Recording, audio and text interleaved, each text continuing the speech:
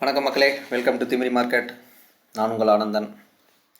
இன்றைக்கி மார்க்கெட் என்ன நிலவரம் கலவரம் அப்படின்னு பார்த்துருவோம். ஸோ இன்றைக்கி பார்த்தீங்கன்னா நிஃப்டி 116 புள்ளிகள் டவுன். முக்கியமாக பார்த்தீங்கன்னா எஃப்எம்சிசி, ஐடி செக்டரு எல்லாம் டவுன் பண்ணி விட்டாங்க. சிமெண்ட்டு, ஆட்டோ எல்லாம் டவுன் ஆகிடுச்சி. ஸோ நம்ம முன்னாடி கோடு போட்ட மாதிரி தான், அந்த கோட்டுக்கு நான் தொட்டுட்டு தாண்டா போவேன், நான் இல்லைனா வரைய மாட்டேன்ற மாதிரி அவன் இந்த ட்ரெண்ட் லைனை தொட்டுட்டு தான் திரும்புவான் போல்றது.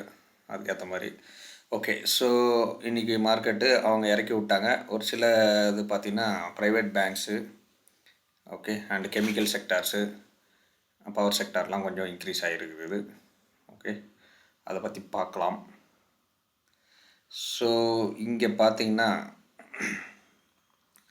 நம்மால் ட்ரம்ப்பு என்ன சொன்னார், 50% டேரிஃப் போடுவேன் அப்படின்னு கனடாவுக்கு சொன்னார். கனடா அவன் என்ன பண்ணான், சும்மா விடுவானா?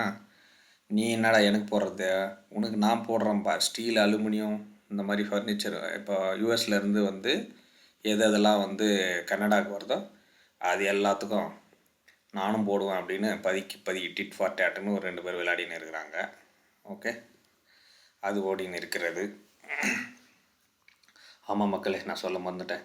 நேபாள் ஃப்ளட்டு 160 மேலே டெத் ஆகிருக்குது. ப்ளஸ்ஸு நிறைய பேர் காணாமல் போயிட்டுருக்குறாங்க. இயற்கை பேரிடர்கிட்டேருந்து நம்ம தப்பிக்க முடியாது. என்ன தான் நம்ம சம்பாதிக்கிறது இது அதுன்னு எல்லாம் யோசித்தா கூட இயற்கையை நாம் மதித்து தான் ஆகணும். அதுக்கு தலைவணங்கி தான் ஆகணும். ஒன்றும் பண்ண முடியாது இதுக்கு. ஸோ அவங்களுக்காக ரொம்ப வருத்தம் தெரிவித்து வச்சுக்கிறோம். ஓகே, நெக்ஸ்ட்டு ஒரு ஆர்பிஐ புது ரூல்ஸ் ஒன்று போட்டிருக்கிறாங்க. எப்படின்னா, அந்த bank can't offer you a different FD rate than your neighbour. அப்படின்னா என்னென்னா, இப்போ நான் ஒரு 5 கோடி வச்சுருக்கிறேன்னு வச்சுக்கோங்க. வாயிலையாவது கோடியை சொல்ல வைப்போம். ஓகே, அந்த கோடியை 5 கோடி 10 கோடி வச்சுருக்கிறோம்னா, இப்போ நான் போய் எப்படி போட போனேன்னா, எனக்கு ஒரு இன்ட்ரெஸ்ட் ரேட்டு ஒரு 7.2, ஓகே, ஒரு 7.8 கொடுக்குறான்னு வச்சுக்கோங்க பர்சன்டேஜ். இதே பேங்க்குக்கு தெரிஞ்சவங்களோ இல்லாட்டி அவங்களுக்கு தெரிஞ்ச பர்சன் இல்லாட்டி நல்லா பார்கெயின் பண்ணுறவங்க, எனக்கு 8% இல்லாட்டி 9% கொடுத்தாதான்ப்பா நான் போடுவேன் அப்படின்னு அவங்க சொல்கிறாங்கன்னு வச்சுக்கோ, அவங்களுக்கு 9. இந்த மாதிரி என்ன ஆகுதுன்னா, டிஃப்ரெண்ட்டான ரேட்டில் எப்படி கொடுக்குறாங்க இல்லையா. இனிமேல் அந்த மாதிரி கிடையாது, எல்லாருக்கும் ஒரே ரேட்டில் தான் கொடுக்கணும் அப்படின்ற மாதிரி ஆர்பிஐ ரூல் போட்டிருக்குது. ஓகே, அது ஒரு நல்ல விஷயந்தான். ஓகே, இன்னொன்று ஏர்ஃபேர்லாம் பார்த்திங்கன்னா மேலே ஏறி இருக்கிறது 32%. பேங்க் இன்ஃப்ளேஷன் டபுள் ஆகிருக்கிறது. ஓகே, அதுவும் நம்ம பார்க்கணும். ஓகே, ஏன்னா எல்லாம் பெட்ரோல் டீசல் விலைலாம் ஏறினதால் இதுவும் ரொம்ப விலை அதிகமாக. ஓகே, இன்றைக்கி நம்ம பார்த்ததில் பவர் செக்டார் நமக்கு மேலே போகுது அப்படின்னு சொன்னோன்னா, டாட்டா பவருக்கு டைனுக்கு தான் போயிருக்குது. ஏன்னா அவங்க இந்த கிளெரோஸும் டாட்டா பவரும் சேர்ந்து 2013 ரஷ்யாவில் ஒரு கோல் மைனிங் ஒரு பிஸ்னஸை பண்ணலான்னு பண்ணாங்க. அப்புறம் 2 பேருக்கு ஏதோ சண்டை அதான் ஃப்ரெண்ட்ஷிப்புக்குள்ளே சண்டை வர மாதிரி சண்டை 2 பேர்த்தில் பிரிஞ்சு கேஸ் போட்டிருந்தாங்க. எனக்கு இவ்வளோ வேணும், காசை கொடுக்கணும் அப்படின்னு சொல்லிட்டு கிளெரோஸு. அதுக்கு எதிர்த்த டாட்டா பவரும் இல்லை அதெல்லாம் இவ்வளோ கொடுக்க முடியாது அப்படின்ற மாதிரி போட்டிருக்கு. அந்த கோர்ட்டு தள்ளுபடி இந்த கேஸு இவங்க போட்டது டாட்டா பவர் அவங்களுக்கு அகைன்ஸ்டாக போட்டதை தள்ளுபடி பண்ணிடுச்சு. அதனால் இவங்களுக்கு சாதகமாக இல்லை, 460 கோடியோ என்னவோ இவங்களுக்கு கட்டணும் அப்படின்ற மாதிரி வந்ததால் இன்றைக்கி டாட்டா பவரை போட்டு அடின்னு வெளுத்து விட்டுக்கிறாங்க பாருங்கள். ஸோ இங்கேருந்து இங்கே காலையில் ஸ்டார்ட் ஆகும்போதே இங்கே தான். ஸோ அட்லீஸ்ட்டு ஓகே, ஸோ இந்த இடத்துல கொஞ்சம் கீழே இறங்கி திரும்பி 348 திருப்பி மறுபடியும் வாங்கி 352 கொண்டு போய் விட்டுருக்குறாங்க. ஓகே, இன்றைக்கி இறங்குனதுக்கு டாட்டா பவர் அதுதான் காரணம்.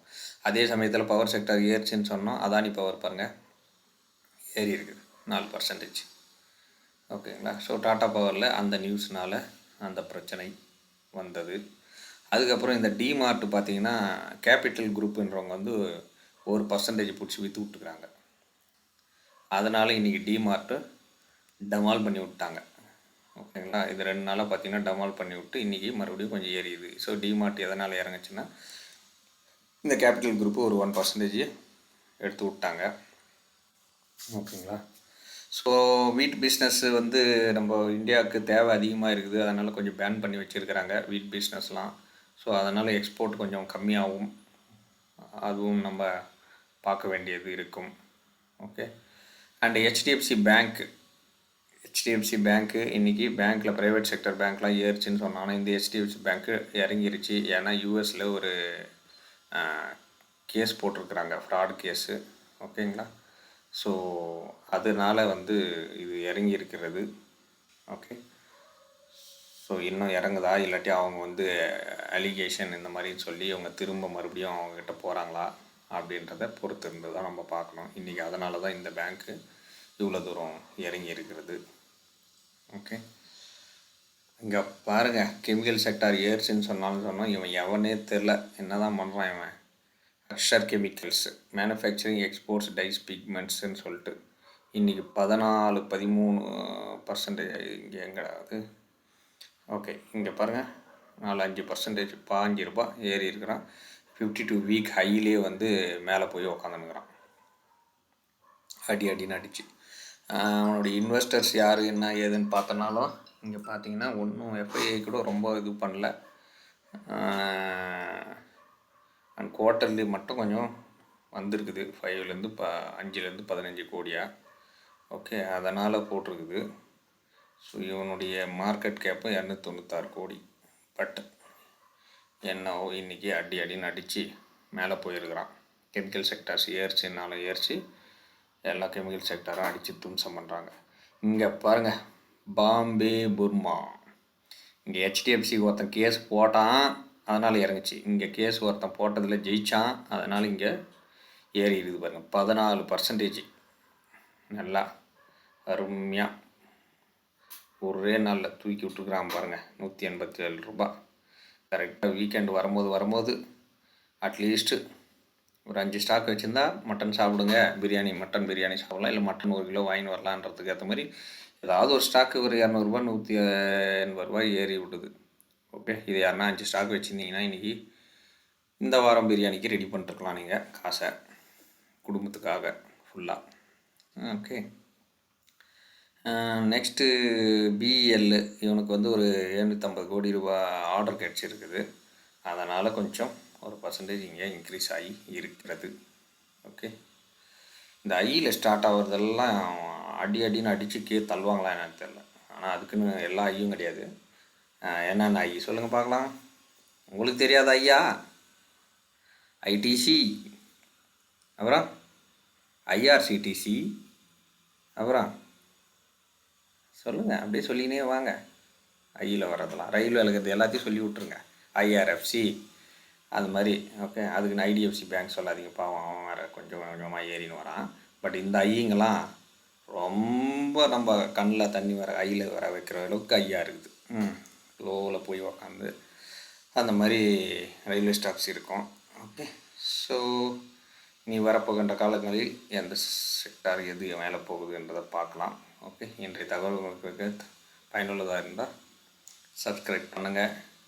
ஓகே, பெல் பட்டனை கிளிக் பண்ணுங்கள். தேங்க்யூ வெரி மச் மக்களே. ஓகே, பாய்.